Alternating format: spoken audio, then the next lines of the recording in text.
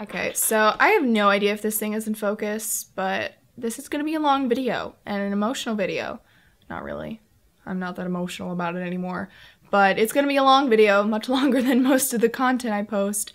So I really don't want to re-record it. I've been wanting to make this video for kind of a while. And, you know, I talked with some people and they thought that the community really needed something like this. I don't know if this is what the community needs or not. You know, I'm not gonna sit and say I know what's good for the community. But I did kind of want to talk a little bit about why I left the model horse community, like in 2016 or 17, somewhere in there, and then ultimately what made me come back. I think in a time where a lot of people are leaving the community, and you know, I don't know why people are leaving. Maybe they're just getting older, they're moving on to other things, or maybe they are dealing with some of the same anxieties I dealt with. I just feel like maybe talking about this will be beneficial to someone out there, hopefully. I hope so. So without any further ado, I'm just gonna go ahead and I'm gonna jump in. When I was leaving, I don't remember if I made a video or not. I have like I have nothing showing that I ever made a video, I ever posted a video, so I have no idea if I posted a video saying I was leaving. But I do know I had reasons that were true, but I was using mostly to hide behind and mask like the true reason I was leaving. And you know, I know I had reasons in my head that I was hiding behind, and I almost wasn't even being honest with myself, so I wasn't gonna be honest with whoever I told, you know. So I told everyone that I was leaving because I was in my senior year of high school and I was going to be going to my freshman year of college, and I didn't think I was going to have time to make videos, which I found out was incorrect. High school does a horrible job of telling you what college is going to be like, unless you're like a medical student or an engineer or something crazy like that. I really don't think high school gives an accurate representation of what college is going to be. So I hid behind, you know, I'm not gonna have time, I'm getting older, and I need to focus on, you know, other stuff, which was in part true, but I don't know if I made it my truth because I didn't want to admit to the other stuff, or if I legitimately believed I wasn't going to have time. In actuality, the reason I left was because of other people's perceptions of me and the hobby. And, you know, looking back, that was a horrible reason to leave, and I'm really disappointed with myself that I ever let other people's perceptions dictate who I am as a person. But my mindset in, you know, all through middle school, high school was in a horrible place. I dealt with a lot of anxiety, and when you have anxiety, you care so much about what other people think of you, and it's impossible to shut it off no matter how many times people tell you just don't think about it. You know, their opinions, they don't matter, which is why, yes, I will say that to people, but whenever I would say that to people back then, it was almost because I wanted to believe that so badly. I wanted to believe other people's perceptions of myself didn't matter. I don't have as much anxiety as I used to. College has been great and super beneficial in helping me get past that point in my life.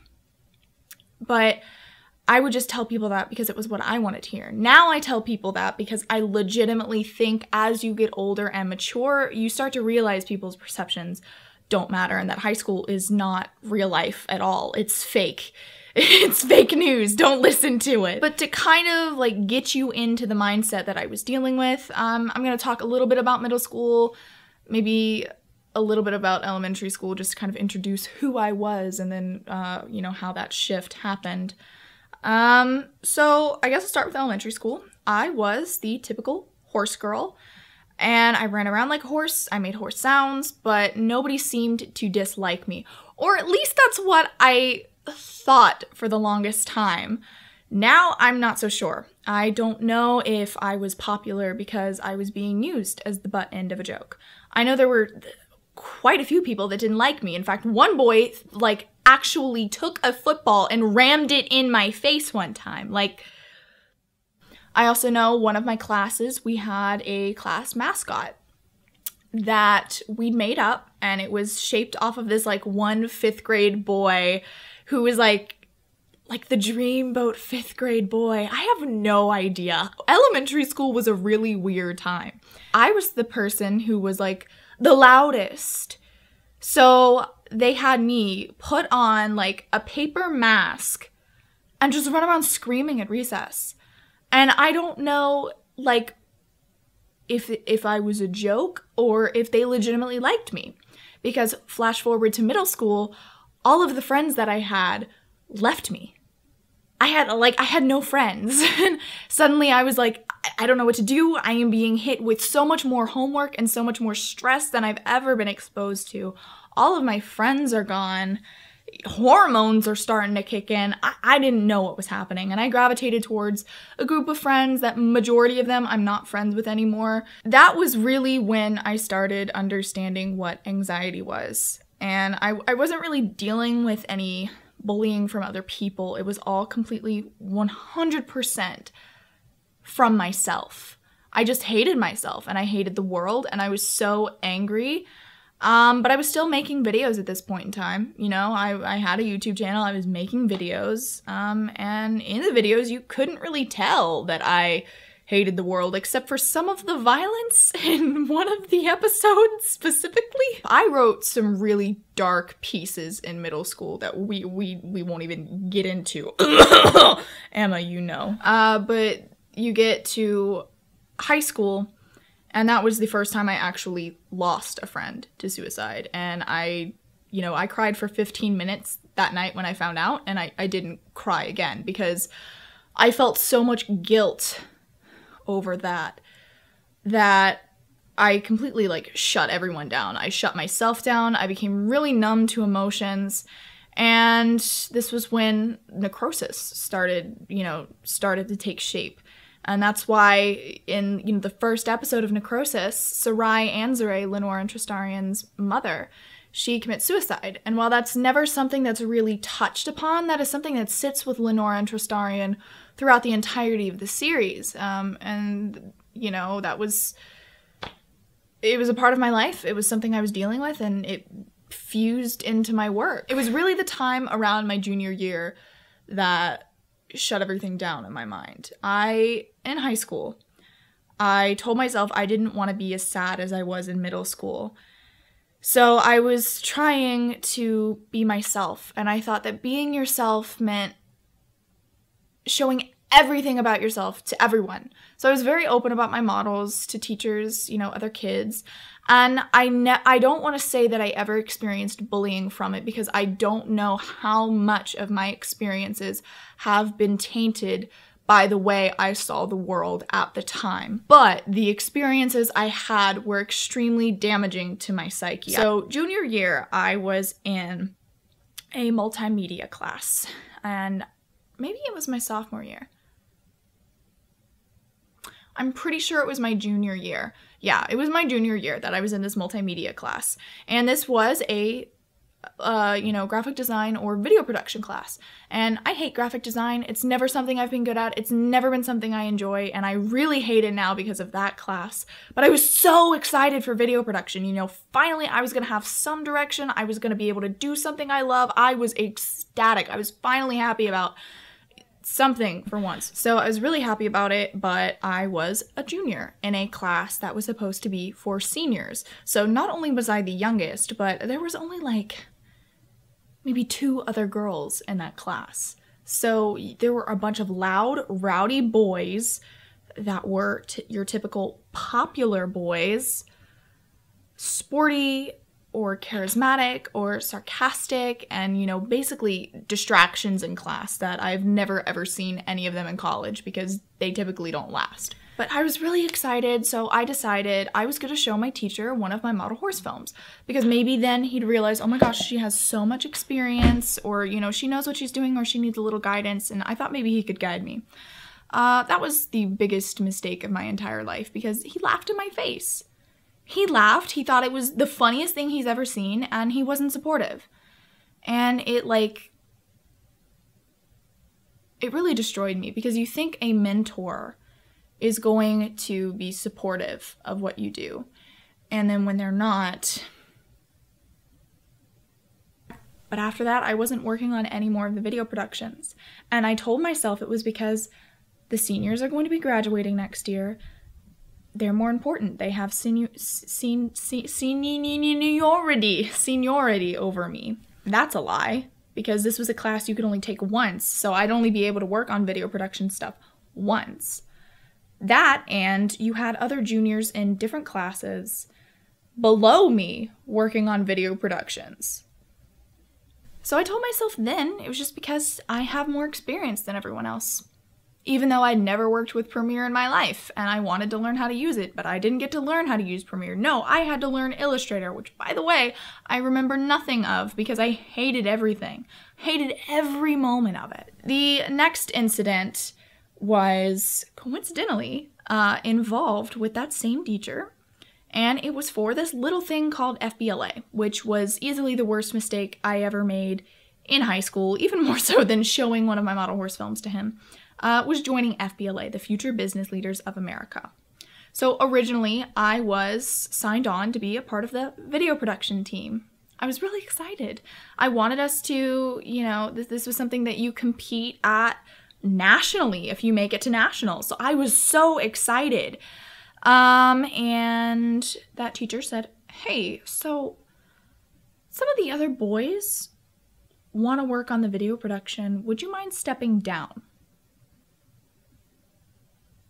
Like the idiot, I said yes, because I wasn't going to fight it. And the next thing I know, I'm working on a graphic design team. We made it past regionals, and we were going on to state, and I have no idea where we were. Like, I was having so much anxiety just freaking out over the fact I was going to be staying in a hotel room with girls I didn't know. I was so freaked out. I was having so much anxiety. I don't even know where we were. We get to our hotel room, and I am in a room with some pretty smart, popular girls that I was friends with in elementary school. Cool. Okay. Already feel inferior to them. This is great. And then our room was joined with the room next to us. So there was a door that could go in between the two, and it was a boys' room. I love the fact that I could be taking a shower and a boy can just walk right in. You know, it's fine. Not having anxiety about that. It's okay. The boys from the other room were in our room talking with the girls, you know, that were meant to be in there. I was quite literally sitting in the, corner reading fanfic in an anime t-shirt and jeans and Converse while everybody else was, dressed up in, fancy stuff. I don't know. It was business thing, and they were all sitting talking, and then the door opens, and this boy that I don't know if he transferred or, you know, what the deal was. I hadn't seen him in a while, but I knew I recognized him from elementary school. He opened the door and he was talking to everybody. They were all having fun, and then he was like, do you guys remember that Morgan girl or whatever from elementary school? And then they started talking about this weird, crazy horse girl named Morgan from their elementary school days. I thought that by high school, everyone would have forgotten about that. You know, I thought people don't remember those things that you remember about yourself and cringe over. And they do. They do remember. I thought that to be confident in myself, I needed to unapologetically be 100% myself, and that's the act I was putting on. So I said, yeah, that was me. And the guy's face went beet red, he was totally embarrassed that I was literally sitting in the room right there with them. But I excused myself, proceeded to cry in the bathroom, and I stopped YouTube. Later on, I did go ahead to make Kiowa because a lot of people were pushing me to enter the Reflections contest. I'd never entered before, and it was my last year to do so. So I made Kiowa. My heart really wasn't in it. You can tell because the continuity shift was all over the place. I didn't really care. But I beat out the guy who won the video production the year before. I went to state, and then I didn't place. And I got some trophies, and I got some money for my film, and, you know, that was the end of it. Obviously, I came back to the community. Otherwise, I wouldn't be making this video. And that was largely spurred because of college. When I started working on films with people, a lot of them like asked for my experience and, you know, saying I've been editing since I was 10 years old. Well, naturally everybody kind of gets curious, you know, why have you been editing for so long? You know, that's a little strange. So there was a film group that I was open with, and I said, yeah, I used to make model horse videos. They thought it was like funny, but they didn't think it was like something to pick at or bully about. They were like, it's just funny because we used to make stuff with Legos, or we used to make stuff with cars, you know? And then I was open about it with another one of my friends on campus, and they used to make movies with Littlest Pet Shop. So I started coming into this realization that A, what I had done for so long wasn't weird.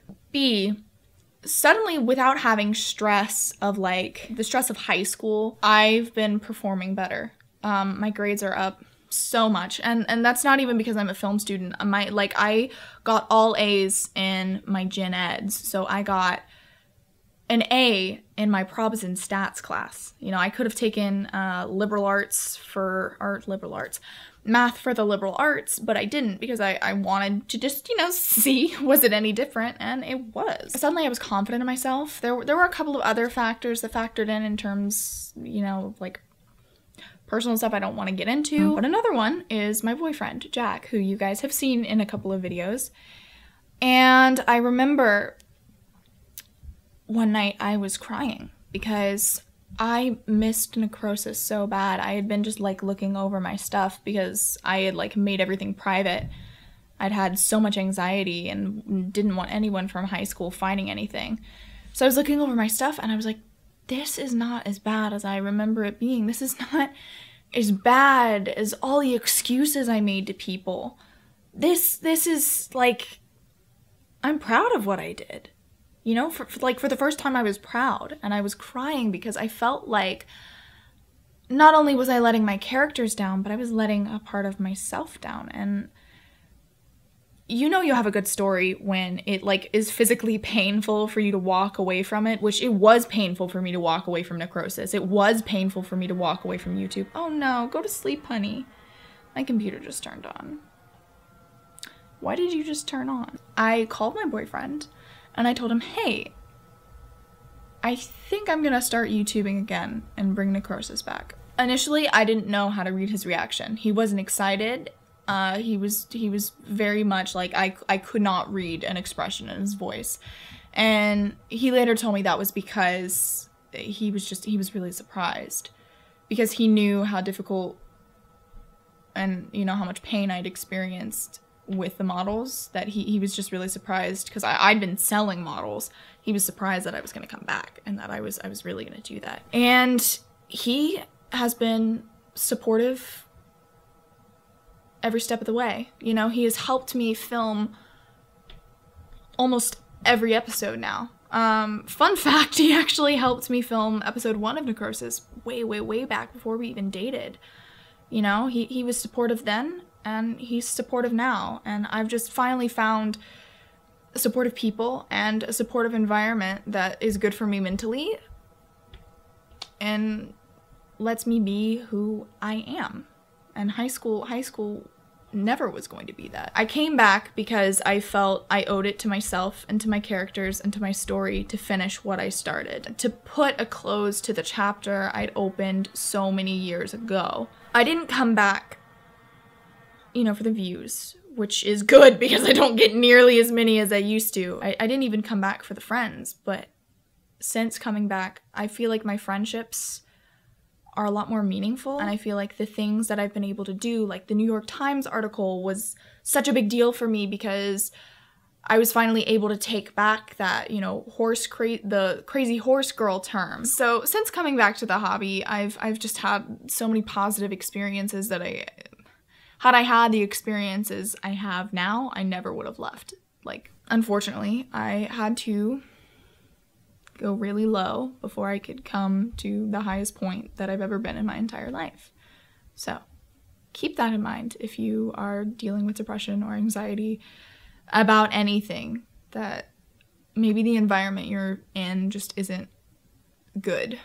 And then start to think, okay, how can I change that environment?